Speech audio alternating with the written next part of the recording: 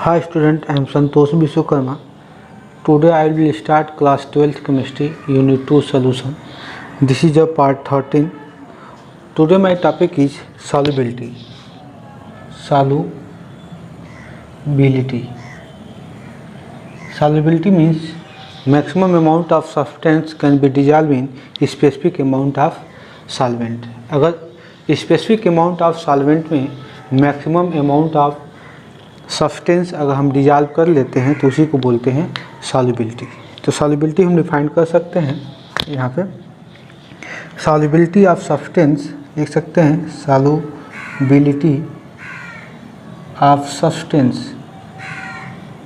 Substance is its maximum amount is it's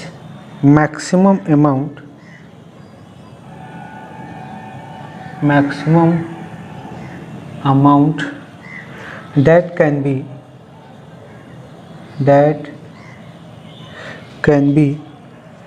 dissolved in specific amount of solvent, that can be dissolved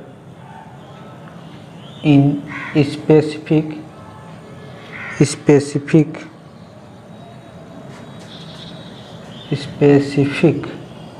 amount of solvent. So this is a very simple word, specific amount of solvent. So this is called solubility. Simple language में आप लिख सकते हैं इसको, बहुत simple language है। Solubility of substance is its maximum amount that can be dissolve in specific amount of solvent. इसको आप दूसरे लैंग्वेज में भी डाल सकते हैं, लिख सकते हैं, ऐसे लिख सकते हैं कि द मैक्सिमम, अभी मैंने बताया है, the maximum amount of substance that can be dissolve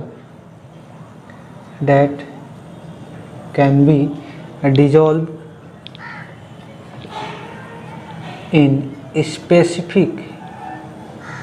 specific amount of solvent, इसी को बोलते हैं solubility.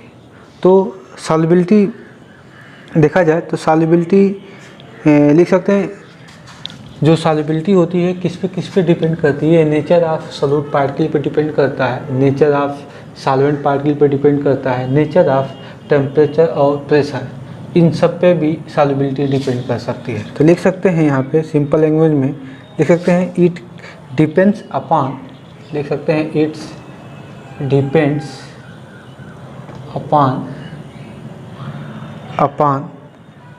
the nature of solute,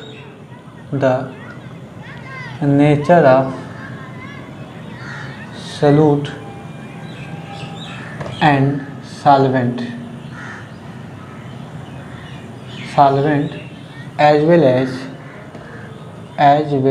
as temperature and pressure। तो ये सब हमारे सॉल्युबिलिटी है, ये सॉल्युबिलिटी के टॉपिक्स हैं। तो ये बहुत अच्छे टॉपिक्स है और बहुत इंटरेस्टिंग टॉपिक्स है। तो सॉल्युबिलिटी आपको समझ में आ गई। तो सॉल्युबिलिटी क्या होती है, किस पे डिपेंड करती है? सॉल्युबिलिटी डिपेंड करती है नेचर ऑफ सॉल्यूट पार्टिकल्स पे, सॉल्वेंट के नेचर पे, टेम्परेचर पे और प्रेशर पे, इन सब पे क्या होते हैं, सॉल्युबिलिटी डिपेंड करती है। सॉल्युबिलिटी को कौन कौन से फैक्टर हैं, कैसे सॉल्युबिलिटी को हम ऐसे सिंपल लैंग्वेज में दें तो सॉल्युबिलिटी ऐसे 3 टाइप्स के होते हैं। तो देयर आर ऑफ, लिख सकते हैं, there are of 3 types of solubility. तो सॉल्युबिलिटी हमारे पास 3 टाइप्स की होती हैं। कौन कौन सी टाइप्स होती हैं? फर्स्ट है हमारे पास, फर्स्ट का नाम है solubility of solid in liquid. First का नाम है solubility of solid in liquid, ठीक है। सेकेंड है हमारे पास solubility of gas in liquid, solubility of gas in liquid. और लास्ट है सॉलिड, इसे solid in liquid, gas in liquid. Liquid in liquid तो नहीं करेंगे, लिक्विड इन लिक्विड आपने पढ़ाई है, तो यहाँ पे 3 टाइप का लिखे 2 टाइप के लिख देता हूँ। ये मेनली 2 ही टाइप को होते हैं, यहाँ पे 2 टाइप। तो सॉलिबिलिटी ऑफ गैस 2 टाइप के होते हैं, solubility of solid in liquid और solubility of gas in liquid. जो इसमें सबसे ज़्यादा इम्पोर्टेंट है आपका ये, आप 3 टाइप भी लगा सकते हैं, solubility of liquid in liquid 3, उसे देखा जाए तो 3 टाइप की ही होती हैं, लेकिन मेनली एनसीईआरटी बुक में मेनली 2 ही टाइप का दिया है, solubility of solid in liquid and solubility of gas in liquid. तो एक एक टॉपिक को हम डिस्कस करेंगे, क्योंकि ये बहुत इंटरेस्टिंग टॉपिक है और बहुत ही ज़्यादा इम्पोर्टेंट टॉपिक है। तो हम आगे देखते हैं solubility of solid in liquid. तो हमारा टॉपिक है next topic solubility of solid in liquid. देखिए बहुत सिंपल टॉपिक्स है, इसमें हम जानते हैं कि every solid does not dissolve in any liquid. किसी भी लिक्विड में सारे सॉलिड डिजॉल्व नहीं हो सकते हैं। मतलब सॉलिड का नेचर कैसा है, सॉल्वेंट का नेचर कैसा है, टेम्परेचर कैसा है वहाँ पे और प्रेशर कैसा है, ये सब वहाँ पे फैक्टर अफेक्टिंग होते हैं सॉलिबिलिटी के लिए। तो हम यहाँ पे जैसे हम एग्जांपल लें तो जैसे शुगर है, शुगर ले सकते हैं और हम साल्ट ले सकते हैं। साल्ट में कौन सा साल्ट ले लिए, NaCl। ये सॉल्युबल है किसमें, वाटर में। ये वाटर में क्या है, सॉल्युबल है। लेकिन हम इसी की जगह पे अगर हम क्या करें कि बेंजीन ले लें, चाहे बेंजीन नहीं नेप्थलीन ले लें, एक नेप्थलीन ले लें और उसके बाद एंथ्रासीन ले लें, नेप्थलीन यानी एंथ्रासीन ले लें, तो ये सॉल्युबल है बेंजीन के अंदर। अगर हम क्या करें कि शुगर और साल्ट को बेंजीन में सॉल्युबल करें तो बेंजीन में सॉल्युबल नहीं होगा।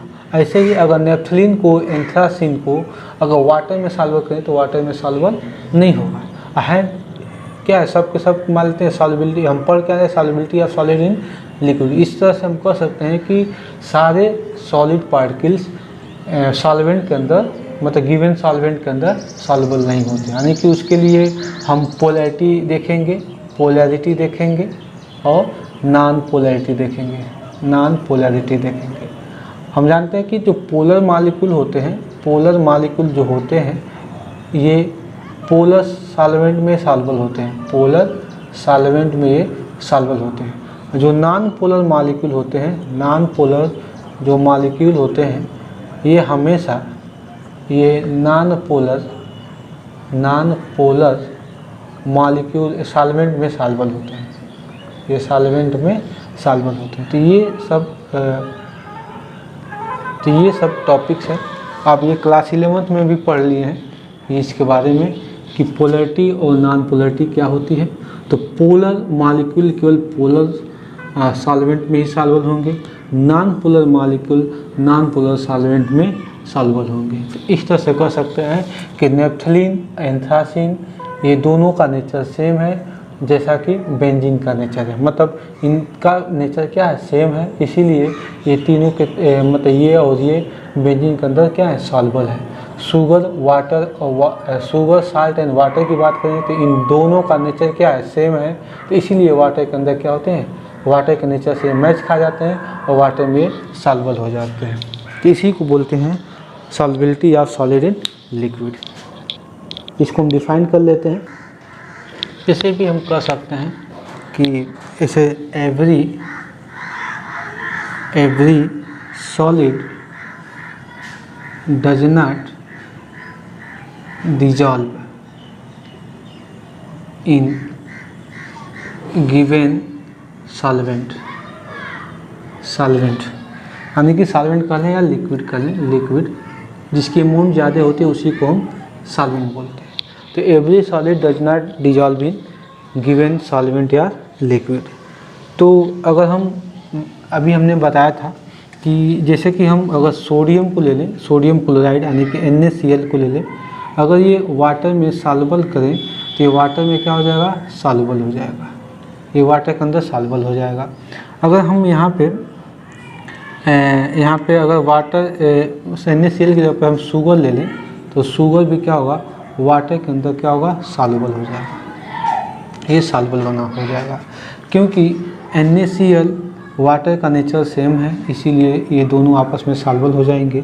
शुगर प्लस वाटर का नेचर सेम है, इसीलिए ये दोनों आपस में सॉल्युबल हो जाएंगे।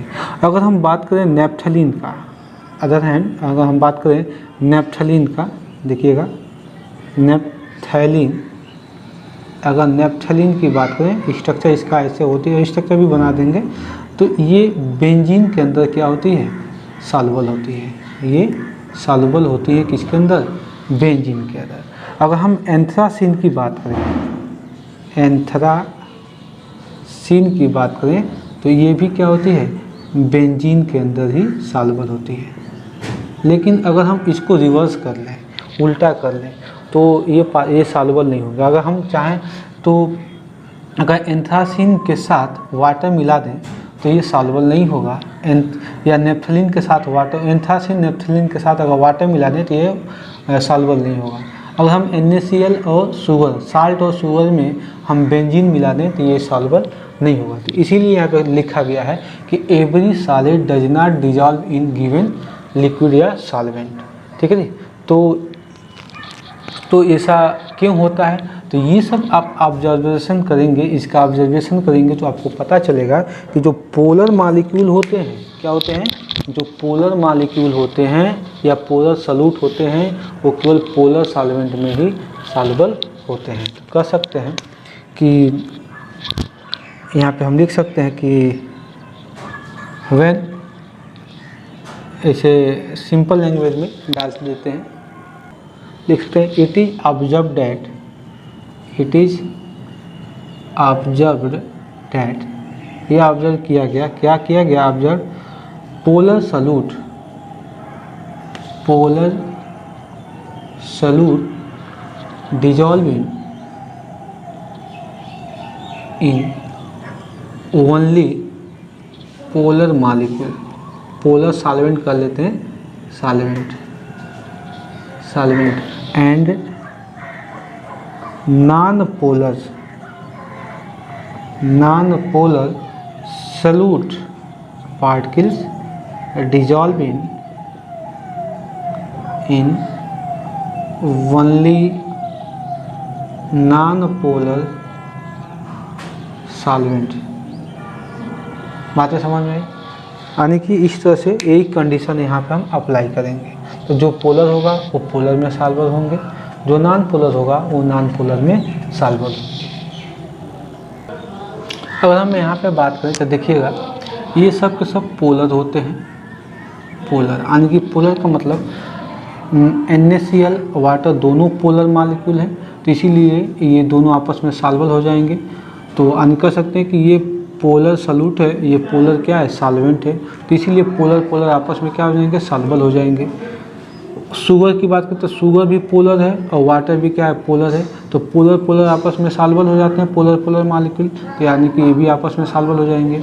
अगर हम इनकी बात करें तो ये नॉन पोलर होते हैं, नॉन पोलर होते हैं। नॉन पोलर का मतलब क्या, नेप्थलीन और बेंजीन दोनों नॉन पोलर हैं, एंथ्रासीन एंड बेंजीन दोनों क्या है, नॉन पोलर है, इसलिए दोनों आपस में सॉल्युबल है। इसीलिए हमें यहाँ पे लिया गया है कि इनको आप ऑब्जर्वेशन करेंगे तो आप पाएंगे कि polar solute dissolve in only polar solvent and non polar solute dissolve in non polar solvent. I hope आपको समझ में आ रहा होगा ये सब सारे टॉपिक्स। जैसे कि अगर हम इसमें ऑब्जर्व करें तो अगर हम सॉलिड सॉल्यूट को किसी लिक्विड में डिजॉल्व करते हैं तो वो सॉल्युबल हो जाता है, तो उस प्रोसेस को हम बोलते हैं डिसोल्यूशन। तो डिसोल्यूशन प्रोसेस क्या होती है कि जब सॉलिड पार्टिकल, एक बार समझेंगे डिसोल्यूशन क्या होते हैं। डिसोल्यूशन क्या होते हैं कि जब सॉलिड पार्टिकल को हम किसी लिक्विड के अंदर या सॉल्वेंट के अंदर डिजॉल्व करते हैं तो सॉल्यूशन का कंसंट्रेशन इंक्रीज कर देता है। यानी करने का मतलब क्या है कि ये देख लीजिए, ये आपका कोई कंटेनर है और इस कंटेनर में मान लेते हैं सॉल्वेंट है, solvent as like a water मान सकते हैं। इसमें हम NaCl नमक मिला देते हैं, तो नमक मिलाते हैं तो इसमें सॉल्यूशन बनेगा, और जो सॉल्यूशन बनेगा उसकी कंसंट्रेशन क्या होगी, कंसंट्रेशन ऑफ सॉल्यूशन क्या होंगे, ज़्यादा होंगे, इंक्रीज कर जाएगा। तो इस प्रोसेस को हम बोलते हैं डिस सॉल्यूशन। इस प्रोसेस को क्या बोलते हैं, डिस सॉल्यूशन। तो यहाँ पे हम इसको डिफाइन कर लेते हैं। ये सब अच्छे टॉपिक्स हैं, ये डिस सॉल्यूशन, क्रिस्टलाइजेशन, ये सब एक नंबर के क्वेश्चन में इम्पोर्टेंस है। तो इसको हम लिख सकते हैं सिंपली लैंग्वेज में, when solid solute, when solid solute is added to the solvent,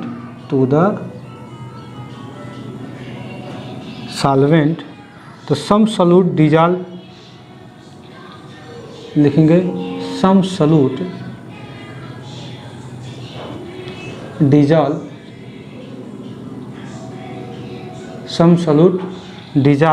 and increase the concentration of solution। ठीक है, तो this process is called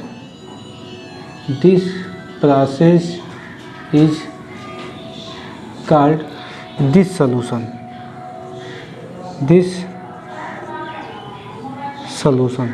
इस प्रोसेस को हम क्या बोलते हैं, dissolution बोलते हैं, dissolution। लेकिन क्या होते हैं कि मान लेते हैं कि जब हम सॉलिड पार्टिकल को, सॉलिड या सॉलिड सॉल्यूट को हम सॉल्वेंट के अंदर डिजॉल्व करते हैं, तो क्या होते हैं कि सॉलिड या सॉलिड सॉल्वेंट आपस में कोलाइड कराते हैं, और कुछ सॉलिड क्या होते हैं डिजॉल्व हो जाते हैं वाटर के अंदर, तो उसको हम डिसोल्यूशन बोलेंगे। और कुछ सॉलिड क्या होते हैं, ये कुछ सॉलिड फिर सॉलिड में ही कन्वर्ट हो जाते हैं, तो उसको हम क्रिस्टलाइजेशन बोलते हैं। यानी कि हम उसको भी चाहे आप डिफाइन करना लिख सकते हैं, सम सॉल्यूट, ये लिख सकते हैं कि some solute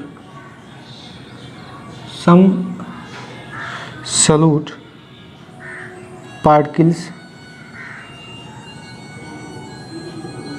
some solute particles in solution collide। मतलब कुछ सॉल्यूट पार्टिकल होते हैं सॉल्यूशन के अंदर, क्या होते हैं कोलाइड कराते हैं। कोलाइड कराने के बाद, ठीक है जी, कोलाइड कराते हैं किससे, विद किससे कराते हैं ये, with the solid solute, with the solid, अभी जो हम बताएं वही है सॉल्यूट। यानी कि कहने का मतलब क्या है, एक बार समझ लेंगे कि यहाँ पे एक सॉल्वेंट है, वाटर मान लेते हैं, तो इसमें मान लेते हैं कि कोई हम NaCl सॉल्यूट पार्टिकल डिजॉल्व करते हैं, तो क्या होते हैं कि कुछ NaCl क्या होते हैं इसमें डिजॉल्व हो जाते हैं, कुछ नीचे आके बैठ जाते हैं, उससे कोई मतलब नहीं है। NaCl क्या होते हैं इसके अंदर डिजॉल्व हो जाते हैं, तो उस प्रोसेस को बोलते हैं डिसोल्यूशन। उस प्रोसेस को क्या बोलते हैं, डिसोल्यूशन। क्या होता है कि कुछ अगर हम क्या करें कि आगे देखते हैं, तो क्या होता है कि NaCl के पार्टिकल और वाटर के पार्टिकल दोनों के दोनों इसमें सॉल्यूशन बना दिए, तो दोनों के दोनों प्रेजेंट है। जब दोनों के दोनों प्रेजेंट है तो NaCl क्या होता है, मतलब ये जो पार्टिकल से अपने ही पार्टिकल से कोलाइड करता है, कोलाइड मतलब टकराना, या हो सकता है कि ये वाला पार्टिकल वाटर के पार्टिकल से कोलाइड करता है। तो कुछ NaCl जैसे कोलाइड करेंगे तो NaCl स्मॉलेस्ट पार्टिकल में ब्रेकडाउन हो जाएंगे, और ब्रेकडाउन होने के बाद वाटर में वो डिजॉल्व हो जाएंगे, तो उस प्रोसेस को भी हम बोलेंगे डिसोल्यूशन। लेकिन क्या होता है कि कुछ सॉलिड पार्टिकल से ही डिजॉल्व मतलब कोलाइड करेंगे, मतलब NaCl से ही कोलाइड करेगा और सॉलिड फॉर्म में आ जाएगा। क्या हो जाएगा, सॉलिड फॉर्म में आ जाएगा, तो उस प्रोसेस को बोलते हैं क्रिस्टलाइजेशन। तो उसी प्रोसेस को हम यहाँ पे बता रहे हैं। यहाँ पे लिखे हैं कि some solute particle in solution collide with the solid solute, मतलब ये जो सॉलिड सॉल्यूट है ये सॉल्यूट से ही कोलाइड कर रहा है सॉल्यूशन के अंदर, तो क्या बनाएगा, ये बनाएगा क्रिस्टलाइजेशन। तो इस सेंटेंस को हम कंप्लीट करते हैं, some solute particle in solution collide with the solid solute and get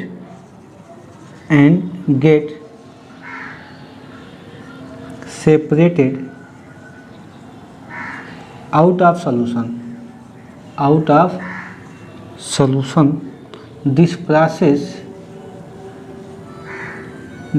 process is called या इज नोन एज लिख सकते हैं, is known as crystallization. Crystallization, तो ये दोनों प्रोसेस इंपॉर्टेंट है, डिसोल्यूशन का और क्रिस्टलाइजेशन का, सिंपली है। तो आप देखेंगे कि जब आप कहीं जाते हो, ये क्लास 11th में भी पढ़े होंगे डिसोल्यूशन और क्रिस्टलाइजेशन। जैसे आप एक एग्जांपल लें दुकान का, तो मान लेते हैं कि जब आप किसी दुकान पे जाते होंगे तो दुकान पे देखते होंगे जो जलेबी छानने वाला जो होते हैं दुकानदार, देखते होंगे कि ये वाटर लेता है और ये वाटर मान लेते वाटर है, इस वाटर को क्या करता है, इसमें शुगर पार्टिकल डाल देता है, इस वाटर में शुगर पार्टिकल डालता है, वो डिजॉल्व हो जाता है, और शुगर पार्टिकल डालता है, वो डिजॉल्व हो जाता है। तो एक ऐसा टाइम आता है कि देखता है कि कुछ शुगर पार्टिकल्स क्या होते हैं वाटर के अंदर डिजॉल्व हो जाते हैं, कुछ शुगर पार्टिकल नीचे आके बॉटम पे बैठ जाते हैं। तो हमको बैठने से कोई मतलब नहीं, इसके पहले हम सैचुरेटेड, अनसैचुरेटेड और सुपर सैचुरेटेड सोल्यूशन हमने पढ़ा चुके हैं। तो ये शुगर पार्टिकल क्या होंगे जब वाटर के अंदर डिजॉल्व हो जाते हैं तो उस प्रोसेस को हम बोलते हैं डिसोल्यूशन, उस प्रोसेस को होते हैं डिसोल्यूशन। ये होता कब है, जब शुगर पार्टिकल और वाटर के मॉलिक्यूल्स आपस में कोलाइड करते हैं। कोलाइड होने के बाद शुगर पार्टिकल क्या होते हैं, छोटे छोटे स्मॉलेस्ट पार्टिकल में टूट जाते हैं और वाटर के इंटरमॉलिक्यूलर स्पेस में जाके फंस जाते हैं, तो उसको बोलते हैं डिसोल्यूशन। मतलब वो आने के एक टाइप का सोल्यूशन बना लेते हैं और उस प्रोसेस को बोलते हैं डिसोल्यूशन। और इस प्रोसेस में क्या होता है कि जो सोल्यूशन बनता है शुगर और वाटर को मिलाने से, तो सोल्यूशन की जो कंसंट्रेशन क्या होती है इंक्रीज कर जाती है। तो हम कंसंट्रेशन जो इंक्रीज हो रहा है, ये वर्ड लिखना बहुत इंपॉर्टेंट है डिसोल्यूशन के अंदर। तो डिसोल्यूशन में क्या हम लिख सकते हैं कि जब शुगर पार्टिकल को, शुगर क्या है सॉलिड पार्टिकल है, ये सॉलिड नेचर का होता है, तो सॉलिड सॉल्यूट को जब हम सॉल्वेंट के अंदर डिजॉल्व करते हैं, लिक्विड सॉल्वेंट के अंदर डिजॉल्व करते हैं, तो क्या होता है जो सॉल्यूशन बनता है, सॉल्यूशन की कंसंट्रेशन क्या होती है इंक्रीज कर जाती है। उस प्रोसेस को हम बोलते हैं डिसोल्यूशन, उस प्रोसेस को बोलते हैं डिसोल्यूशन। तो लेकिन ये क्या होता है कि डिसोल्यूशन की प्रोसेस हो जाती है, तो हम क्या करेंगे इसको हीट करेंगे। जैसे इसको हीट करेंगे, शुगर और मिक्स करेंगे, तो नीचे जो बॉटल में जो शुगर बैठे हुए हैं, सेटल डाउन हुए हैं, वो भी क्या होंगे डिजॉल्व हो जाएंगे। जैसे ये डिजॉल्व हो जाएंगे तो क्या होगा कि देखेंगे कि जो जलेबी वाला दुकानदार होता है, वो दुकानदार क्या होता है जलेबी जो बनाता है, जलेबी को इसमें डाल देता है, इसके शुगर सोल्यूशन में डाल देता है, और जो बचे हुए पार्ट होते हैं सोल्यूशन का, शुगर सोल्यूशन का, उसको क्या करता है कि उसे छोड़ देता है, मतलब उसको कहीं रख देता है। तो रखने के बाद क्या होता है धीरे धीरे ये सोल्यूशन कोल्ड होता है, ठंडा होता है। जैसे सोल्यूशन ठंडा होता है तो क्या होता है कि शुगर और शुगर पार्टिकल आपस में, इसमें बहुत सारे शुगर पार्टिकल है सोल्यूशन के अंदर, शुगर सोल्यूशन के अंदर, तो शुगर पार्टिकल सोल्यूशन के अंदर आपस में कोलाइड कराते हैं। या हो सकता है कि शुगर और वाटर आपस में कोलाइड करें, या हो सकता है कि वाटर आपस में कोलाइड करें।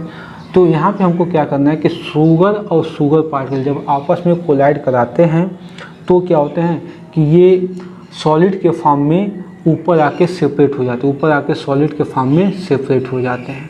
तो उसी प्रोसेस को बोलते हैं क्रिस्टलाइजेशन, उस प्रोसेस को बोलते हैं क्रिस्टलाइजेशन। अब आप चाहें तो यहाँ जब क्रिस्टलाइजेशन की प्रोसेस हो जाती है तो इसको आप बाहर निकाल सकते हैं। जब बाहर निकाल लेंगे तो फिर इससे जो बचे हुए पार्ट होते हैं, क्रिस्टलाइजेशन पार्ट होती है, उसे आप शुगर बना सकते हैं। तो इसलिए लिखा गया है कि some solute particle in solution collide with the solid solute. मतलब देखिए सॉल्यूट क्या हो रहा है, सॉल्यूट किससे कोलाइड कर रहा है, सॉलिड सॉल्यूट से ही कोलाइड, मतलब अपने आप से कोलाइड कर रहा है सॉल्यूशन के अंदर। तो क्या सेपरेट हो रहा है, आउट ऑफ सॉल्यूशन, मतलब आउट ऑफ सॉल्यूशन में मतलब ये सॉल्यूट पार्टिकल ही सेपरेट हो जाते हैं, और उस प्रोसेस को क्या बोलते हैं क्रिस्टलाइजेशन। तो इसी प्रोसेस को बोलते हैं क्रिस्टलाइज। जैसे कि इसके पहले हमने बताया था कि जो solubility of solid in liquid होती है, इस पर सॉल्यूट पार्टिकल, सॉल्वेंट पार्टिकल, ये मतलब ये फैक्टर अफेक्टिंग होते हैं। ये भी क्या सॉल्यूट और सॉल्वेंट दोनों फैक्टर अफेक्ट करते हैं। इसके बाद हमने बताया था कि टेम्परेचर भी फैक्टर अफेक्ट करता है और प्रेशर भी फैक्टर अफेक्ट करता है। तभी हमने यहाँ बताया टेम्परेचर कैसे फैक्टर अफेक्टिंग करता है। तो हमारे यहाँ पर सॉल्यूट पार्टिकल, सॉल्यूट ये ना शुगर सॉल्यूट होता है, तो सॉल्यूट पार्टिकल जब वाटर के अंदर डिजॉल्व करते हैं तो सॉल्यूशन बनता है। कुछ शुगर पार्टिकल आकर नीचे सेटल डाउन हो जाते हैं, तो हम टेम्परेचर देते हैं, तो ये भी जो सेटल डाउन वाले जो पार्टिकल्स हैं ये भी क्या होते हैं सॉल्यूशन के अंदर डिजॉल्व हो जाते हैं। तो टेम्परेचर यहाँ पे फैक्टर अफेक्टिंग कर रहा है, टेम्परेचर यहाँ पे फैक्टर अफेक्टिंग कर रहा है, तो इसीलिए टेम्परेचर भी क्या होते हैं, solubility of solid in liquid को फैक्टर अफेक्टिंग करता है। प्रेशर भी करता है, लेकिन प्रेशर बहुत ही ज़्यादा फैक्टर अफेक्टिंग नहीं करता है, बहुत ही ज़्यादा नहीं करता है ये, लेकिन हम ये नहीं कर सकते कि नहीं करता है। ये 20% के आसपास कर सकते हैं कि प्रेशर क्या करता है, solubility of solid in liquid को फैक्टर अफेक्ट करता है, ठीक है। 80% कर सकते हैं, क्यों नहीं करता है। अब बात आती है क्यों नहीं करता है। जो सॉलिड होते हैं एंड लिक्विड होते हैं, ये क्या होते हैं, ये हाईली इनकम्प्रेसिबल होते हैं। क्या होते हैं, solid and liquid highly incompressible होते हैं।